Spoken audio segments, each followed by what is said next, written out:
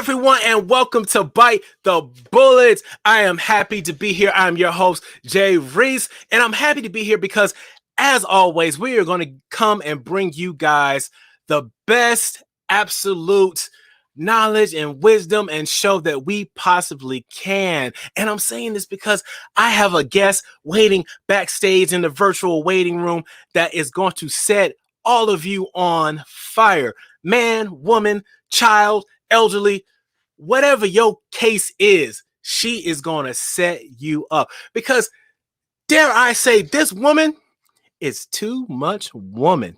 Woo! Can I say? And I only say that because she is self-proclaimed too much woman. That's not just me being biased or sexist. That is what she says she is. So, without further ado, let me go ahead and read off her lovely bio here. A recovering journalist, Gina Hatzis has spent the past 27 years as an award-winning international corporate and public speaker, specializing in soulful leadership, conscious communication, and epic empowerment. Ooh. She's also a blogger, writer, spoken word artist, and the host of her own show, The Spiritual G-Spot. Oh my. Which broadcasts in over 70 countries worldwide. Gina has 2 viral videos amassing over 50 million views and is fresh off a 2-year global tour as a spearhead and visionary for the Too Much Woman movement. And her first book, celebrating the Too Much Woman, is hot off the press. Let's welcome my friend, my girl, Gina. What is up? Hey, baby. Oh, my God. I feel like we're having a party here. Let's go. We always having a party. What? I need some background music. I know, right? Dance on. Exactly. So let me make sure. Did I say your last name right? I want to make sure everyone knows exactly who you are. You got it. Gina Hatzis. Great to be here. Yes. Thanks, Jay. I love it. I love it. So let's backtrack a minute, because as I was saying in the beginning, you are known as the Too Much Woman, and that's one of your most famous speeches. I actually listened to it the other day, and I feel like I was ready to be too much woman. You know what I'm saying? I'm like, yo, the thunder claps and everything, but we'll get into that. So take us back before you were that kind of woman and you were ready to own your stuff. What was your life like, and how did you make that transition into be that confident, secure, independent, lovely, fierce woman? Thank you so much. Well, first of all, thank you for having me. Oh, and hello to your audience. Yeah, this is such a pleasure.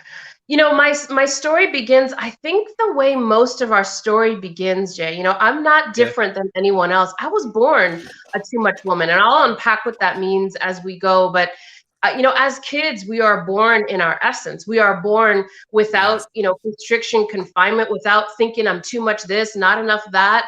So I was born in my glory, as we all are, and shining in my glory. And what parenting and socialization does and all these things does is it starts to condition us. You know, I was told I was too sensitive. I was told I was too emotional, too dramatic, too opinionated, too loud, too ambitious, too sexual, too curvy. I mean, just name it. And so what we start to do, all of us, is we start to morph, right? We start to become like Jello, fit into the mold to become more socially acceptable, which is completely normal because our number one need as human beings is connection and acceptance, right? So I did all the things, and I found, you know, in different parts of my life, I had to tone myself down. I was told I was too sensitive. I was a very emotional child.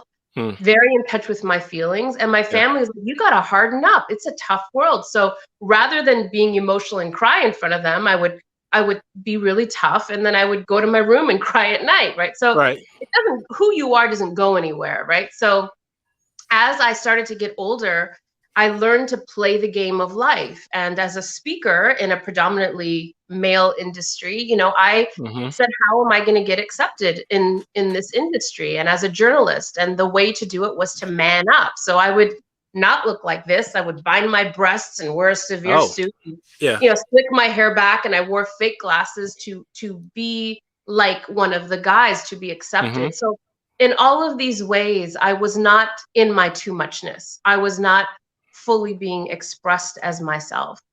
And Ooh, what happens, uh-huh. everybody who's watching, think about what happens. It's kind of like taking a beach ball and holding it underwater. You could suppress it for only so long, but at some Right. point, it's got to come up and it's going to ooze out in some way, just like your belly fat over the skinny jeans, like it's going to come out, right? Like there's only so much you could suppress it. So I Right. think we all get to a point, and a lot of the times we get to that point, it might be a certain time in our life, Mm-hmm. maybe an illness, maybe depression, maybe anxiety, maybe we lose a job, maybe we come to a point where we go, I don't even know who I am anymore because I've been Mm. masquerading as this person. And that was the turning point for me. Well, I love both of those analogies, the too fat trying to fit in some skinny jeans. Because my kids and my wife already know don't buy me no skinny jeans because I ain't wearing them. That's the first thing. Second thing is, I love your analogy about the beach ball of just trying to submerge it and keep it down. But at some point, it's got to come up because as you were telling your story, I couldn't help but to think of my own childhood of so many people projecting their fears onto me of trying to get me to tone it down or be relatable or be more normal of what everybody else was doing. And that wasn't me. You know what I'm saying? So I agree with you completely. So at what point was you able to turn your mindset into to embody everything that you were thinking Yeah. inside? I love when I get asked this question because Mm-hmm. I know that what everybody wants to hear Yeah.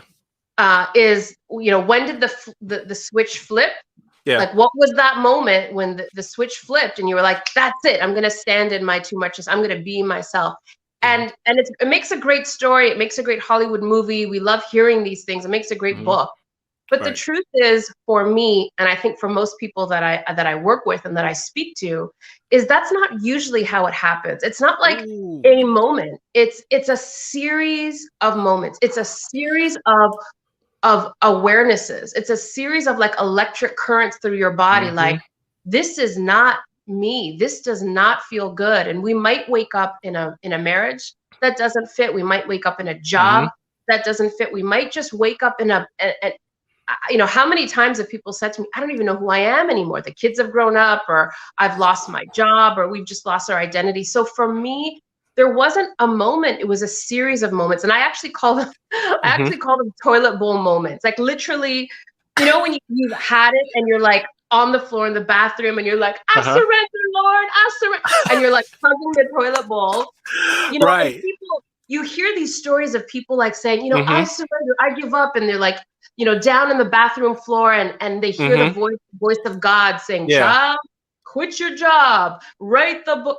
That's not Uh-huh. how it, I mean, I was there going, hello, like, what, I gotta make dinner in like half an hour, like, what? So it was a series of those moments. It was a Mm-hmm. series of, and I talk about it in my Too Much Woman speech, a couple of them, Mm-hmm. being beaten up as a kid. Yeah. I remember playing the game as a speaker on stage. I had a really great speaking career, but I remember one particular moment I talk about in my Mm-hmm. viral speech when I was speaking to a sea of 100 men in suits, and it was a conference, and I was the only woman speaker at the conference.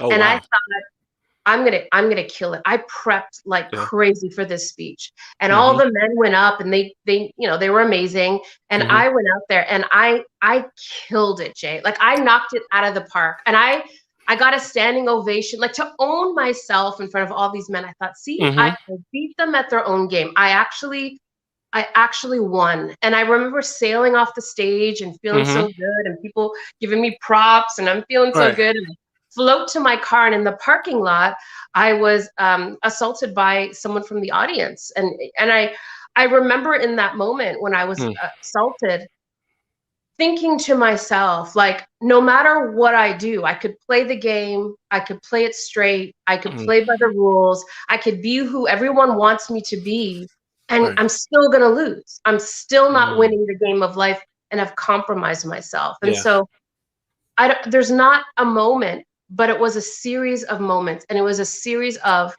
um, like come to Jesus moments where Yeah.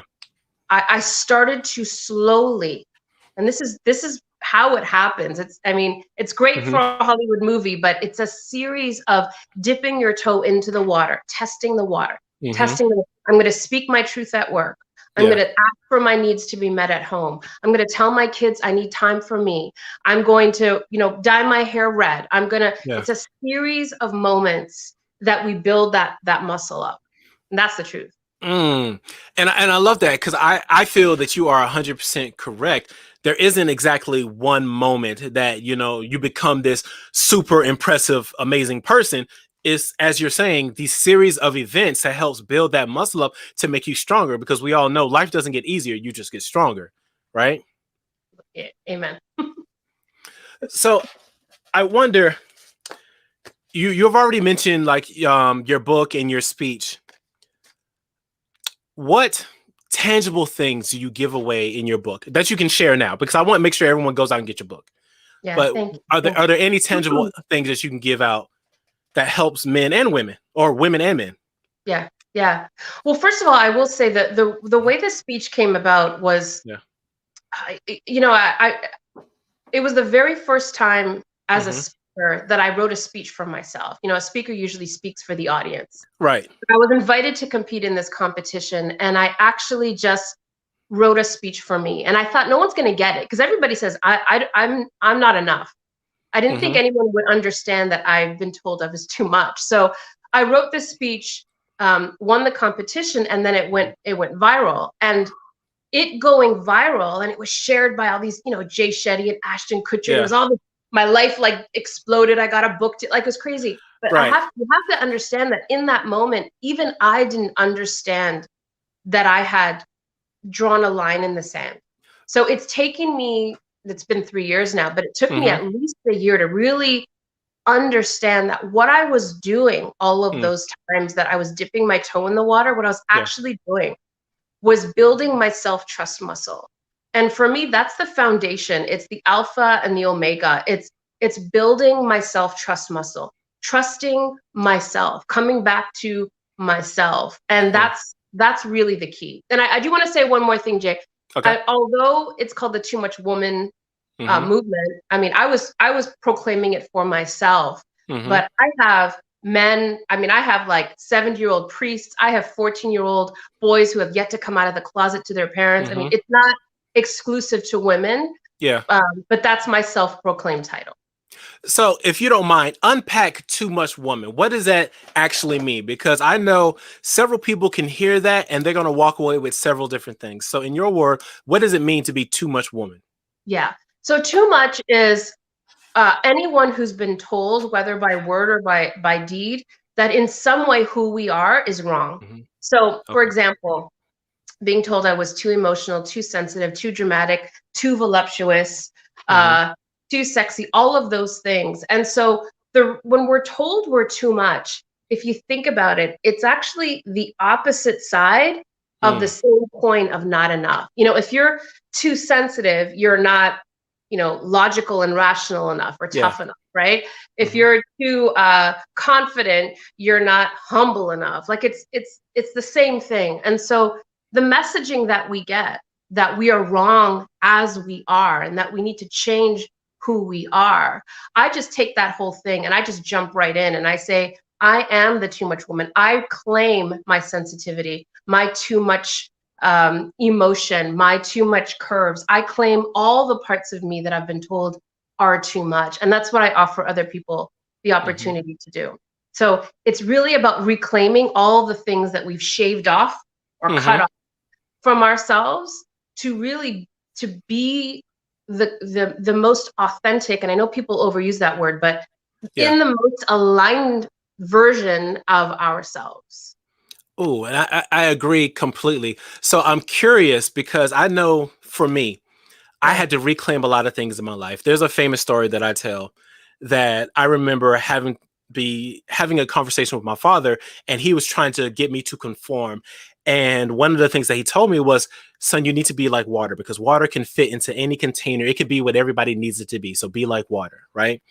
And years down the road, after I had spent so many years of fitting into so many different containers, I had to finally be like water and bust free, because water can be so powerful and just move through so many different things, right? So I'm curious, What are some of the things you do to help stay in that place of power and be that too much woman that you are proclaiming and you are wanting everyone, or I shouldn't say wanting, but you're telling everyone else to be? How do you stay in that place of power? Yeah, it's an invitation. I mean, I consider myself, my work is really about being a model of possibility. Because Mm. when people see another woman who, I'm going to answer your question, but when people see Yeah. another person who, I want to proclaim that I could be intelligent, which I am. Hmm. I can be soulful and Hmm. spiritual. I Yeah. could be nurturing, loving, Mm. responsible, philanthropic, sexy as hell. I can be all Hmm. the things. And as women usually, and as people, we Yeah. usually get like one of three categories. Like you can be the smart one, you can be the nerd, you can Hmm. be, the hot bad boy or the sexy chick, or you could Right. be the good girl or the good guy. Hmm. So it's like those were the only choices, and I'm here to claim all of my too muchness, all of the pieces of me. Oh, now, Gina, hold on. I gotta interrupt because right now it sounds like to me you're talking a little crazy. No, people are just one single type of person. We don't have multiple things. We can't do that. Like, you know what I'm saying? We can't be all that. We have to be one particular thing. And I kind of make that joke Yeah. because I've noticed like we're friends on TikTok and we're friends on Instagram and some other places. And I remember, I don't know, I don't think it was this morning, but I think it was like maybe yesterday or maybe the day before. You posted a video about how you're getting comments from men and women Mm, about how you decide to share your body, your message, yeah. Yeah. everything else. Yeah. Do you mind speaking on that? Yeah, no, oh God, it's one of my favorite things because the truth is, in order to show up as a model of possibility, like Mm-hmm. my goal is for people to look at me and say, man, if she can stretch that far, maybe I can scribble outside the lines this Ooh, I much. like And that. Yeah. like we need to give ourselves permission to scribble outside the lines, and it's hard to do in a vacuum, and the way that we do it best is by Mm-hmm. watching other people. You see Barack Obama become president, it creates a new possibility for you. I Mm-hmm. see the vice president as a woman, it creates a new possibility. So we need to be models of possibility for one another, and so Absolutely. that is my goal. So for me, in this body, I spent 40 years tucking it, hiding it, Mm-hmm. binding it, protecting it, being afraid of it, making the enemy of it.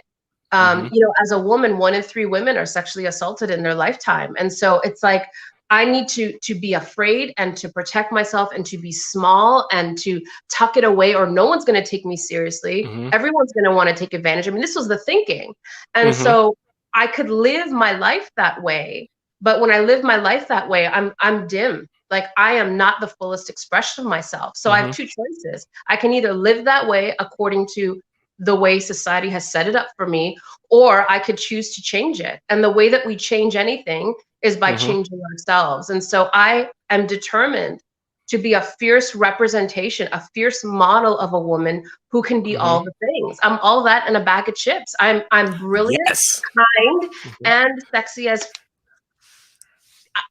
I could be. Like I can be all the things. I can be all the things. Uh-huh.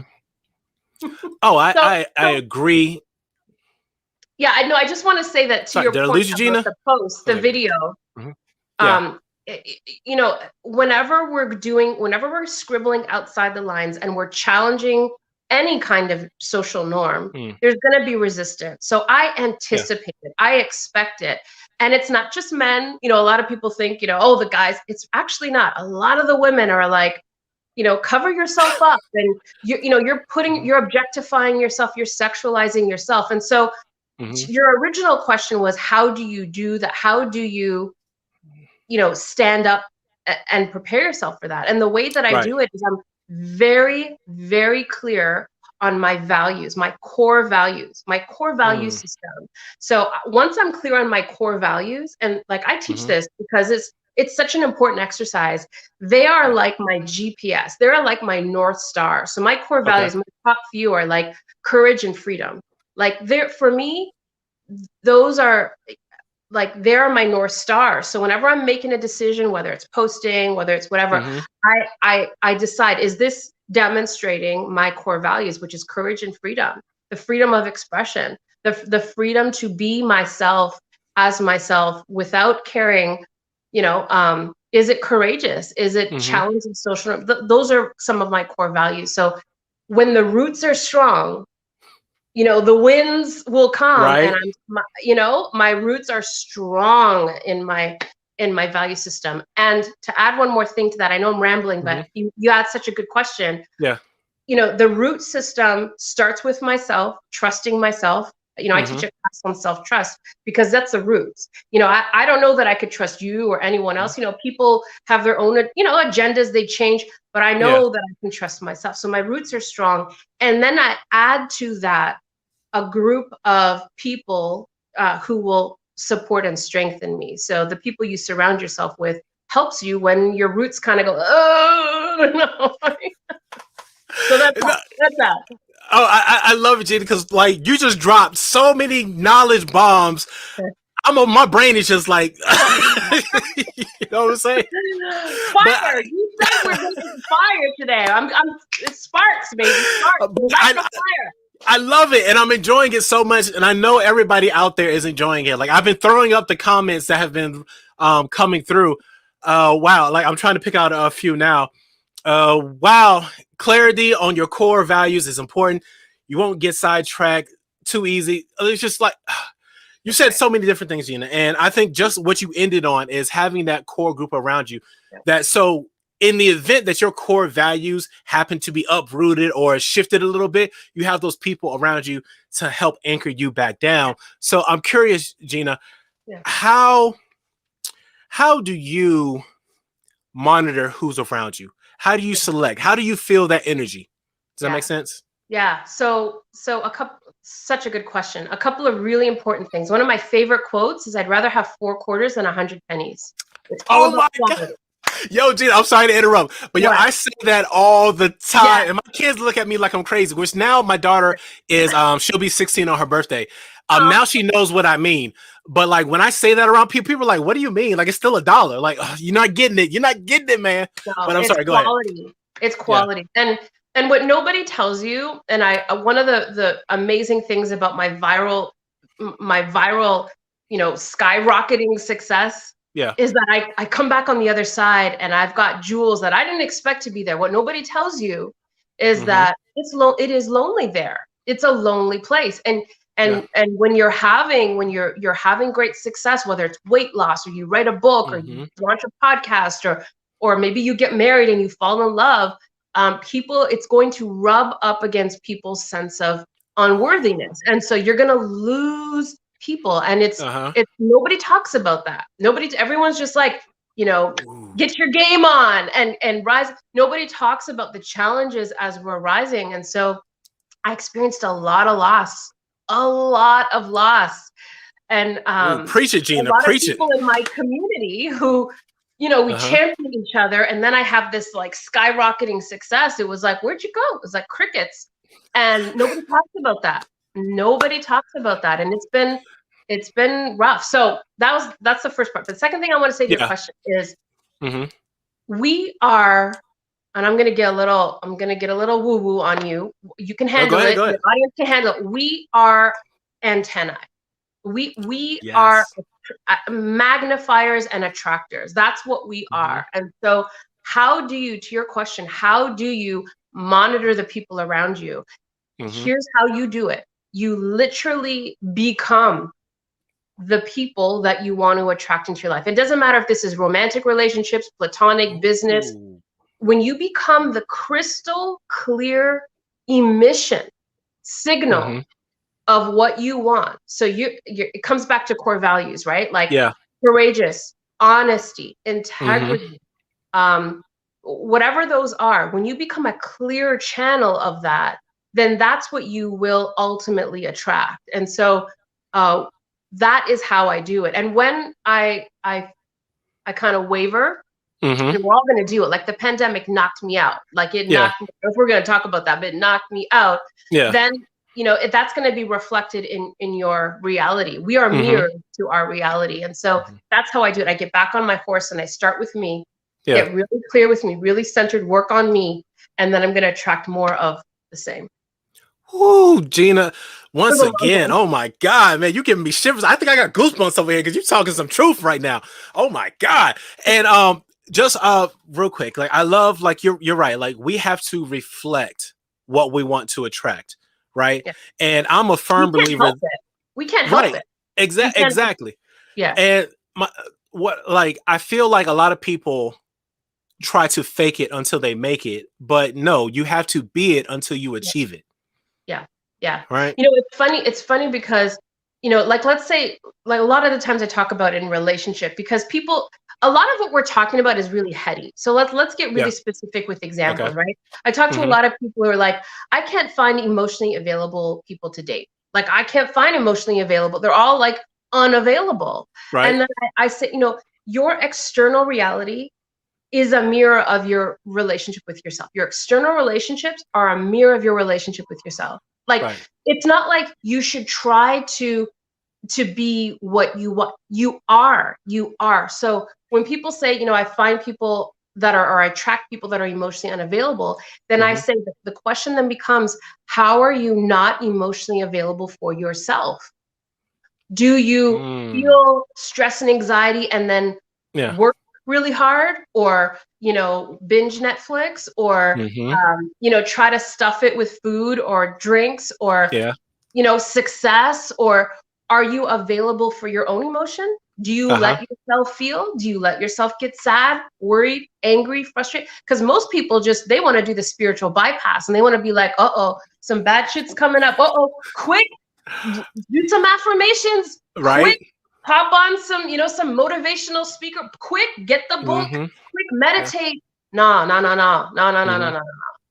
Are you emotionally available for yourself? Because your emotions are your GPS. They tell you, they have information. Mm. And so if we become emotionally available for ourselves, we are Yeah. going to attract emotionally available people. So that's just an example of how we are mirrors, whether we like it or not. It's not like I'm going to try to be this way. You are. So whatever you're experiencing is a mirror.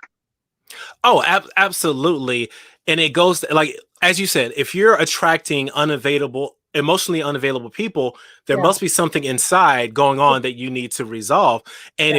if you're connecting or reaching out to all these people who are dishonest, Yeah. unfortunately, you have to take a look inside to see Yeah. what is going on inside. And I Yeah. think this pandemic has been a real awakening for a lot of different people because they're having to, or at least I hope that they are examining on the inside because we have all this extra time now and people don't know what to do. There's people getting divorces because they haven't taken the time to look inside themselves. They've been preoccupied with so many different other things. They don't Totally. know what to do. So a minute ago, you mentioned that the pandemic kind of knocked you off your feet for a little bit, or at least made you shift a little bit. Mm. Do you mind going into that? What happened and how'd you get over it? If you don't mind Yeah. sharing with If, us. if, if the pandemic hasn't rocked your Yeah. world, like I don't know Hmm. what planet you're from. Because like, you know, let's be really honest. I've had the Right. great fortune of speaking with some of my like mentors, like Lisa Nichols, and I've had the incredible opportunity to make friends with people who I really admire. Yeah. And the benefit of that is I get Hmm. to peek behind the curtain.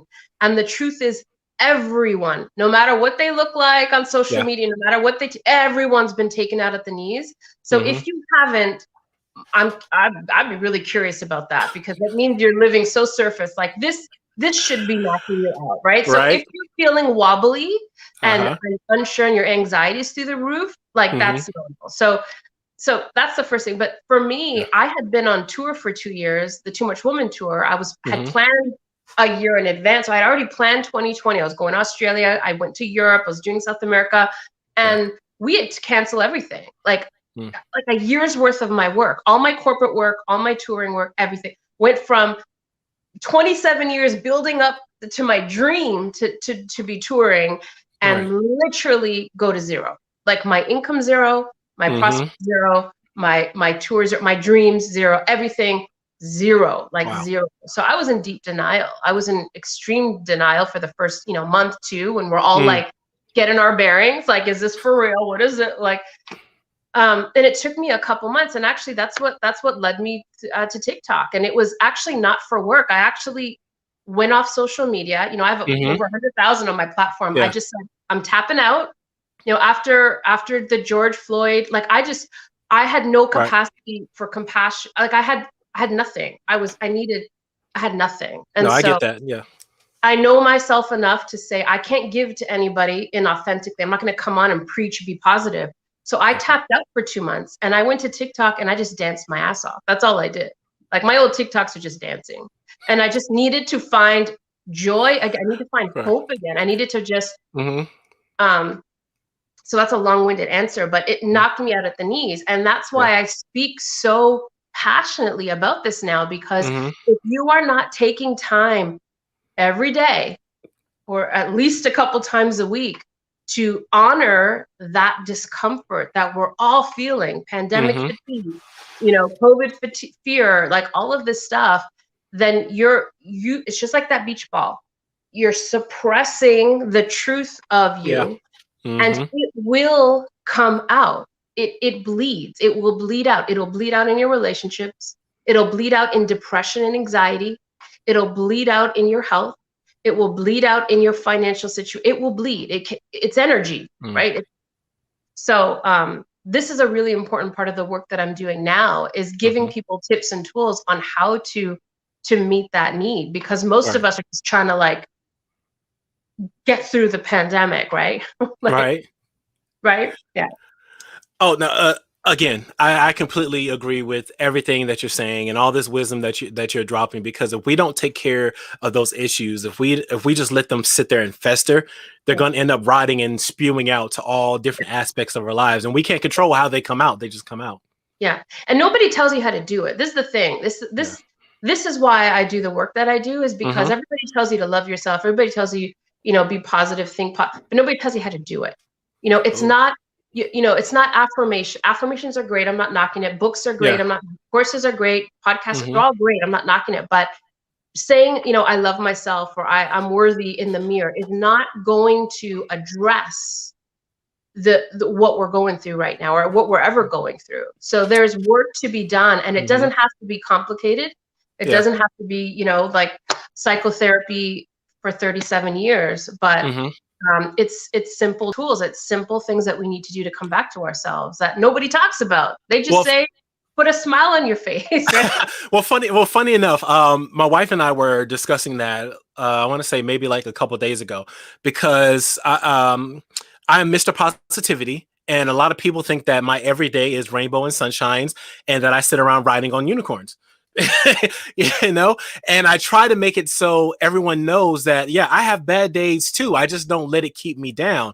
I Yeah. have things go wrong, and I try my best not to let that affect me. Like, I don't let that take away my joy. So, but I think I understand why a lot of times people will say, love yourself or smile more or stuff like that, because those are very easy, general things that everyone can do. But Yeah. I do agree there needs to be some type of clarification of what you can do Yeah. to heal those wounds. It's hard though, because everybody's different. Everybody has different wounds, and I don't know. Yeah. Does that make So sense? let me speak on that, because this is Yeah. my wheelhouse. Okay. All right, let's go. I'm ready. Let's Let's do this. go. Let's go. Like, Yeah. let's go, because it's my wheelhouse. Because I understand. Look, for first 20 years maybe of my speaking career, I was Right. just like, let's say affirmations. Let's feel really positive. Let's shift our focus. Mm-hmm. And those are all important things to do. But I want you to think about this, okay? Mm. If you have a feeling that comes up, like anxiety, Yeah. depression, stress, worry, sadness, Mm-hmm. whatever it is, and Yeah. that feeling's coming up, and you're like, oh damn, let me just push that down and Mm-hmm. ignore it, reject it. Okay. Mm. Think about what we're doing. That's a version of self-rejection. What you're actually doing Ooh. is rejecting self. Uh-huh. Like, emotions is energy in motion. It's Mm-hmm. your energy. It's who you are. So as soon as I'm feeling something, I'm like, oh damn, don't want to feel that. I'm Oh going to yeah. go to the fridge. I'm going to eat. I'm going to do all the things we do to overcome that feeling. Mm-hmm. But it's a form of self-rejection. It's cutting a part of ourselves off. Yeah. And so when we do that, Mm-hmm. we start to disidentify with ourselves. And there are huge repercussions to that. I mean, how in the world are we supposed to go for our dreams, speak up at the workplace, do our best work, be loving parents, be Mm-hmm. loving partners, show up and be creative, write the book, Yeah. Dance the dance, do anything if we are not whole. And we aren't whole when we're fragmenting, constantly fragmenting by rejecting parts of ourselves. We can't do it. And so and that's why we're so depleted energetically. Uh-huh. We're exhausted. We Yeah. don't feel creative. We don't feel like, think about when you're down and out and feeling lots of anxiety and depression. You don't want to create music. You don't want to create a podcast. You don't want creativity. That wellspring of creativity Yeah. comes from that place of energetic wholeness, right? So what's really important is that we understand that there are ways that we can reintegrate, meet ourselves where we're at. And I can give you a couple. I don't know how much time we have, but I can give you a couple thoughts if you want a couple tips. Oh, you good? You good, Gina? How You deep good? you want to go? The only thing I was gonna say, like, wow, I never heard of it that way, and I never thought about it that way. Of that, anytime you suppress or don't acknowledge your feelings, that's a version of self-rejection. Thank you, self-rejection. Yeah, it's wow, betrayal. It's betrayal is what it is. So think about how much it hurts when someone betrays you. Yeah. Think about how much it hurts when someone lies to you, cheats on you, rejects you, doesn't call you back, ghosts you. We're doing that to ourselves every single day when we're not acknowledging how we're actually feeling. But what we do, because we're so brilliant, we are so brilliant, we're so smart, we are all so smart. What we do is we say, oh no, this is so uncomfortable. I'm going to go eat, 5 slices of pizza, or I'm going to down that wine, or I'm going to binge on Netflix to just not feel that discomfort. Yeah. But it doesn't go away. Like, it's there. And so it's just like when we're dumped by somebody, we try to manage, but think of all the ways we try to cope. So it's self-rejection, it's self-betrayal. And we can't live our highest, best life if we're rejecting ourselves. And it can't be done. It can't be done. Can't be done. Oh, yo, Gina, I hope you take this as a compliment, but will you be my spirit animal? Will you, please? Please. Oh my God. Yo. Oh man. Oh, but Gina, I could talk to you for hours, but I think this is a good part to transition into our bite the bullet questions. Okay. Now, everyone out there, if you haven't seen the bite the bullet questions, I got to ask you, where have you been and how can you haven't been watching the show if you don't know about these questions? But if you don't know the questions, these are a series of rapid fire questions that I'm about to ask Gina. She has not seen these questions. She does not know what's coming her way. Okay. Are you ready to bite the bullet? I'm sweating a little bit, but bring it. I'm sweating. Let's go. Let's go. All right, let's go. Let's go. All right. What motivates you to do what you do? What motivates me to do what I do is my ancestors. My ancestors. The story, the legacy of the women that came before that didn't have an option to dream the dreams that I have, to do the things that I do. I've gone so far in my family tree that I've seen how much they've been repressed, and I want to do them. I want to do them proud, and for future generations. I've got people that I'm paving the path for. I love that. Okay, all right. What is one common myth about your profession that you would like to debunk? Oh God, there's a million. Okay, so I'm we get one. Yeah. I'm a speaker. Common myth about speaking is that it's just all fun and games. Right. It's work. Yeah. I remember the first. I remember the first speech that I tried to give Gina, and I thought I could be cool and I'll just walk up there. I got to know the material. I'll just go up and walk up. Yeah. It did not go over well at all. It's work. It is work. Yeah. What's one thing you wish you had known when you began your career? Definitely that the way to grow is to find my own path. A lot of people talk about finding mentors, having people teach them, follow other people, look at what other people are doing. No. What skyrocketed my career was literally figuring out how I can be the most Gina and being that in my too muchness. That was a game changer for me. Okay, all right. Yeah. If you could have dinner with any 3 people, dead or alive, who would they be and why? Oh, come on. Those are like the hardest questions. Yeah. Wait, we do it serious here at Bite the Bullet. You know what I'm saying? These Oh some my, serious, hard that is questions. so hard. There's so many. Like, I love history. Okay, I'm just gonna go with my gut. My first thought, Uh-huh. Maya Angelou. Dr. Maya Ooh. Angelou has informed my life. Okay. Yeah. She's like first and foremost. Mm-hmm. Um, Okay. damn. Um, President Barack Obama. I Oh, love him. okay. I've always, every time I see him, I'm like, I want to Uh-huh. just be his friend. I want to know him. Right? Um, Yes. yeah. Mm-hmm. Third, I'm going to go Mm-hmm. out on a limb and I'm going to say the first woman president in the future. You didn't say we can go forward, so I'm going to go forward. Ooh, I like I want to talk that. to her. That was clever. I like that one. Okay, all right. Hey, all right. What is something people would be surprised to know about you that they don't already know? I'm actually an introvert. Okay.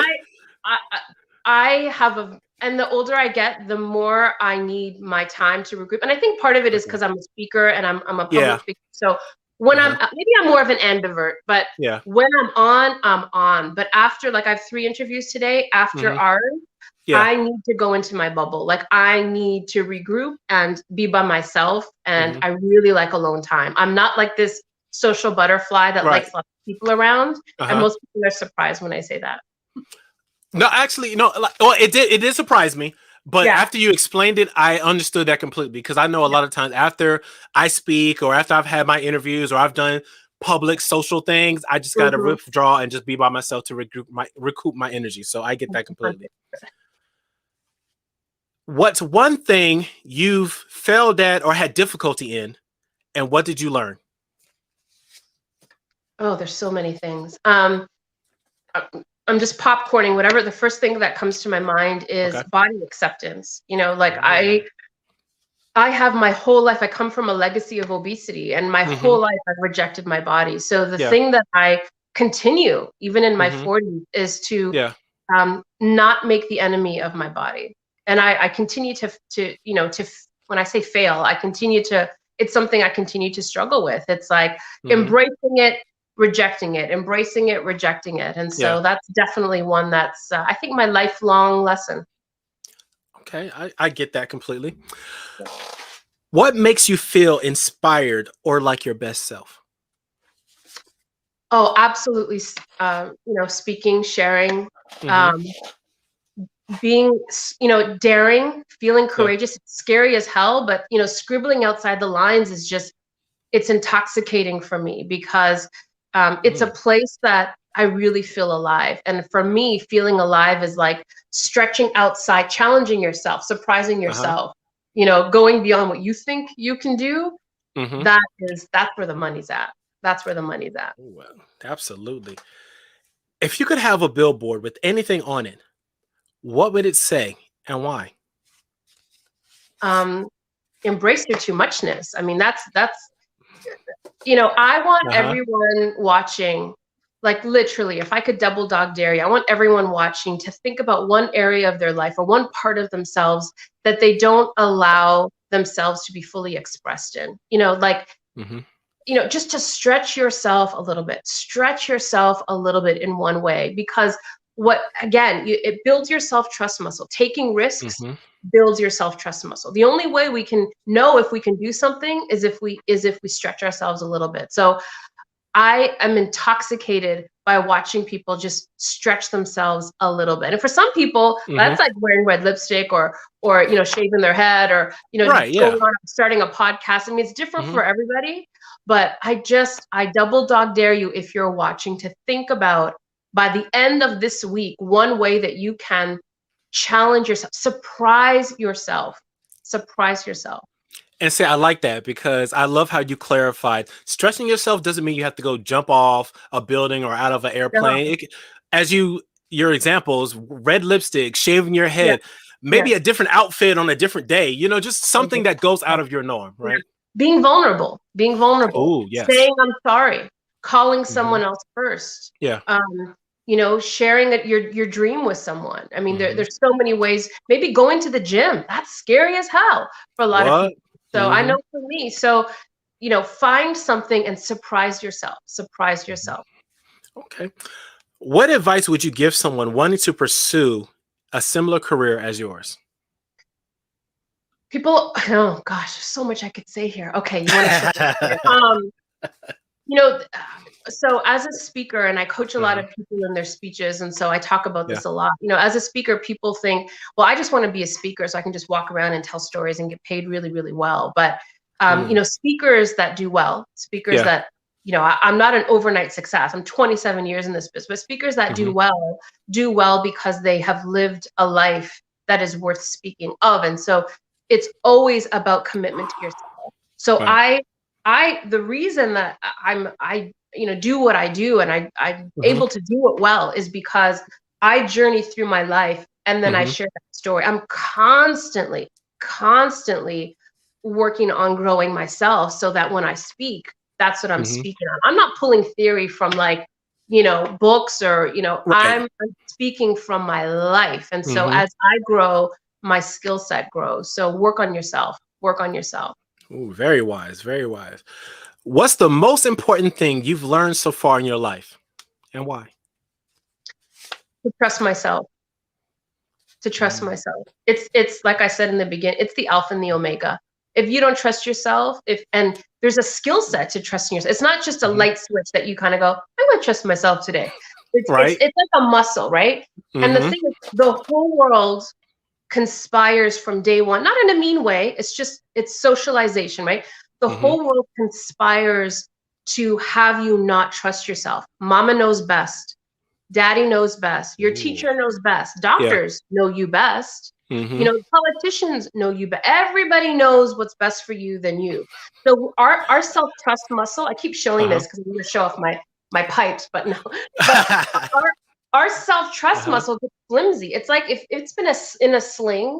Imagine your arm's been in a sling for 6 weeks, and then you go and try to lift something. Like it's weak as you can imagine. So how do you build that? How do you build that? Self-trust is something that can be built. It's a muscle. So every time you speak your truth, every time you're clear on your boundaries, every time you really get solid about your core values, every time you say no when you don't want to do something, every time you say yes when you want to do something, you're building your trust in yourself.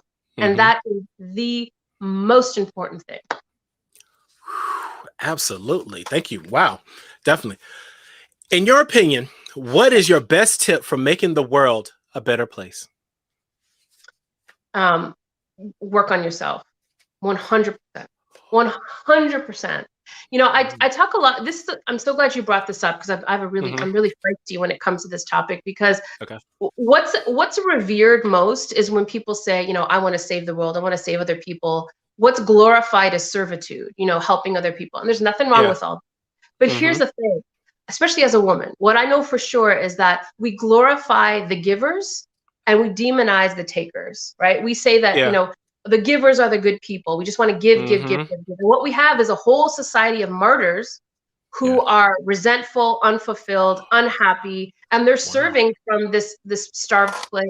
So what I've learned, particularly as a mother, as a woman, is to fill my cup up and serve from my overflow. So I know that the best way to change anything, to help anyone, is to, and sounds like lip service, but truly, imagine when you are full. Imagine when you're full, like full of yourself. Literally, like you killed something, you left the gym, you gave it your all, you did a great podcast. You think of all the times you felt so full of yourself, and I mean that in the best way. Like, what's the first thing you want to do? You want to share it. You want to give it. You want to love up on someone. You want to come back and play with your kids and be present with your wife and cheer up your friend and you want to give.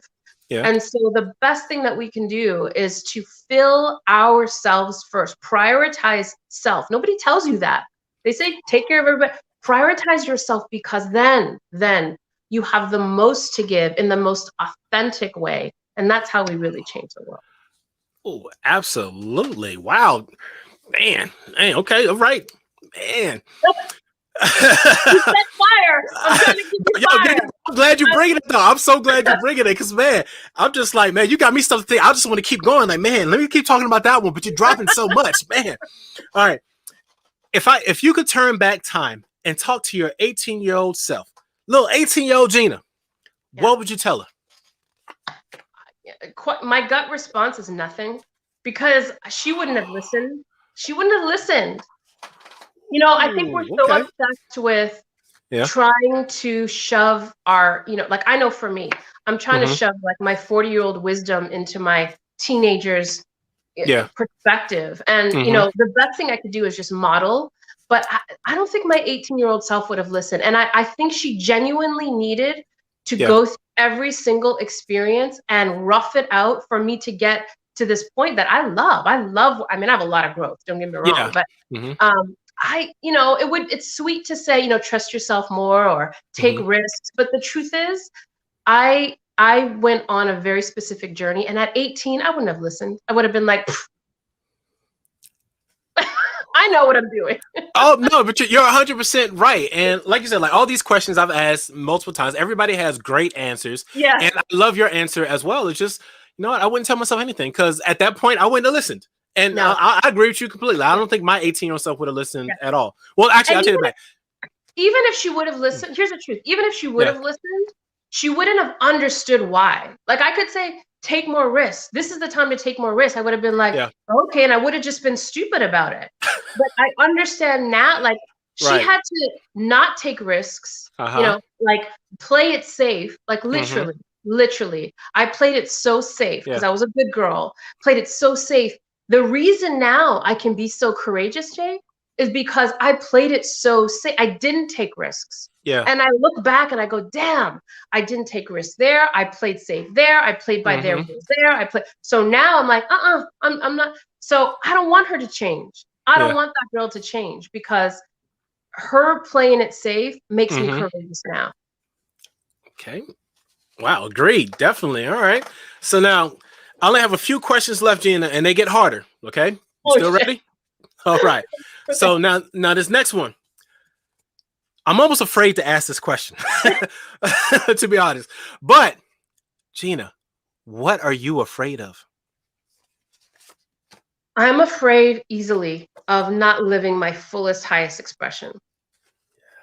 That if anything, that's my biggest fear, of coming to the end of my life and going, girl, you still got juice left in you, and you just you know, you didn't go full out. You didn't go full out. That's my biggest fear. I get that. We definitely share that fear. Definitely. Yeah. So if in 150 years science fails to save us all, and the only thing that's left is a book about your life, what would the title be, and what would the back say? Oh God. Oh my God. Well, the title would have to be, you know, Celebrating the Too Much Woman, which is the title of my book, because and the back would just be about encouraging everyone to live the fullest expression of their too muchness. I mean, that's fundamentally the reason for my being. That is the reason. So in 150 years, I want people to go, damn, I gotta be more of me. That's it. Okay, so in 150 years, if I'm still decrepitly walking around and I happen upon this book, okay, I'm putting it in my bag to help me survive the apocalypse. Okay, I got it. That's right. Be more, go take your skills. I mean, essentially it's stay in your zone of genius. Take the thing that makes you the genius of you and lead with that. Right. Can I just say one thing? I want to say something on this. I want to say something on this. This is so important, because we never really talked about this, but this is a huge part of the too muchness. You know, we imagine we go to school, right? And we get a report and like, you know, we get like A's, B's, whatever. And then we get like a D in math. What do? We're like, oh, damn, get the tutor, get on it. Like, we've got to, rather than say, hey, this A+ over here in English or history, let's run with that. What we do in the personal development field, and this happens on the job too, right? You get your performance review. Here's all the 5 things you're amazing at, Jay, but you got to work on this. But imagine we told everybody to lead with their strength. imagine we didn't say, you know what, spend all this time focused on your weakness. Spend all this time focused on the thing that, the numbers that you're not good at, or, accounting or balancing books, all the things. So we spend all our time and energy. This is what the personal growth movement does. We spend all our time and energy trying to fix the weakness, rather than saying, lead with your strength. Lead with your strength, which I call your too muchness. Lead with the thing that is your strength that comes naturally to you, because you can hire other people to do the other, but lead with your strength. And that's what I mean by that.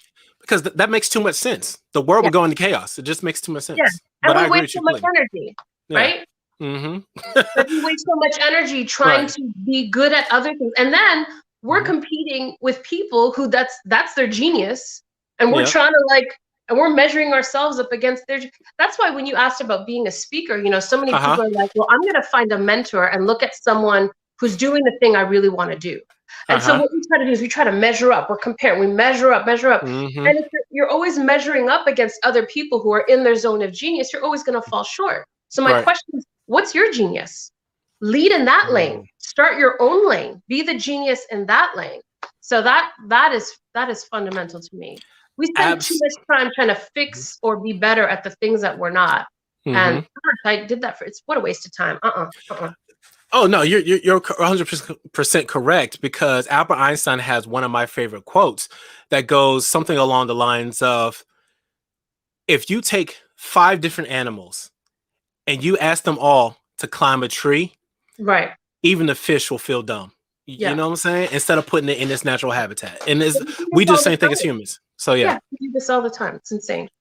So what are the best resources that have helped you along the way? Oh, do you mean as in what tools I use? What do you mean by? So a resource, anything, it could be a person, a website, a moment in time, just whatever you feel has helped you get to this position. The top 2 things for me are definitely people. So other people being a model of possibility for me. Seeing other people do things makes me go, damn, if they could do that, what could I do?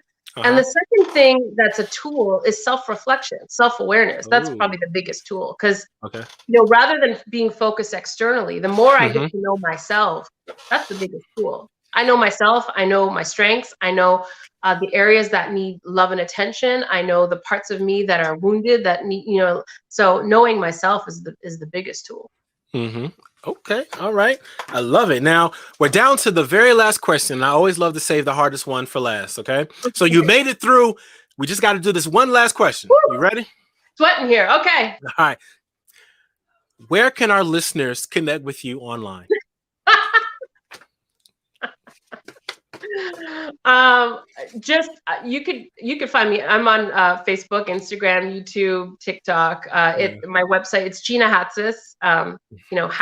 Hatzis, or just Gina Too Much Woman. If you just type in Gina Too Much Woman, you'll find me everywhere.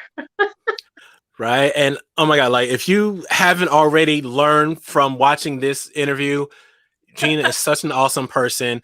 She's informative, entertaining, just wisdom, and just, Gina, I love you to death, and I want to be respectful of your time. But before I let you go, are there any last thoughts, any other pearls of wisdom you'd love to share with the audience? Yes. I'm just going to go with what's coming up right now, because there's so much I could still say. But what's coming up right now is, if you're listening to this, and if our stars have crossed in some synchronistic way, and you've landed, on Jay's doorstep, and you've crossed paths with me, let this be your sign that who you are, as you are, when you put your head down on the pillow at night, the true you of who you are, when you take the masks off, when you're not pretending, when you're not performing, that person is worthy of the glory. And I just invite you to let a little bit more, every day, challenge yourself a little bit more to let that person come out. You are worthy of the glory as you are. That's it. Ooh, I love that. And there's nothing else I can say other than, everyone, this has been Bite the Bullet. Thank you so much for tuning in. Thank you so much.